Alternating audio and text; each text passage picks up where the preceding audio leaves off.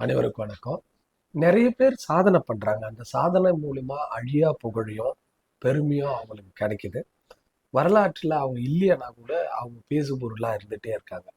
அந்த வகையில நிறைய பேர் நிறைய பெயின் எடுத்து சாதனைகளை செய்யறதுக்கான முயற்சிகள் பண்ணிட்டே இருக்காங்க. அதுல குறிப்பா சில சாதனைகள் எளிமையா பண்றாங்க. அது ஒரு உட்கார்ந்த இடத்துல இருந்து இல்ல சின்ன சின்ன ஒரு ஆக்டிவிட்டி மூலியமா சாதனை நடக்குது.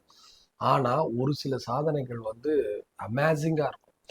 மேபி உயிர் போற அளவுக்கு கூட இருக்கும். அதுல குறிப்பா ஆண்களுக்கான வலிமை பெண்களுக்கு கொஞ்சம் கம்மி தான்.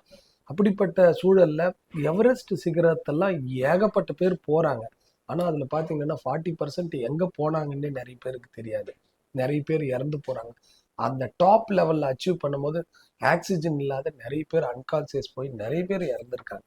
அந்த வகையில ஒரு ஆண் அந்த மாதிரி ஒரு சூழல்ல எவரெஸ்ட் சிகரத்தை கடக்கக்கூடிய சூழலே கடினமான ஒரு சூழல்ல ஒரு பெண், அதுவும் 2 குழந்தைகளுக்கு தாயான பெண், நம்ம எவரெஸ்ட் சிகரத்தை அடைஞ்சு இந்தியாவுக்கு பெருமை சேர்த்த, அதுவும் குறிப்பா தமிழ் பெண் தமிழ்நாட்டுக்கு பெருமை சேர்த்தவங்க.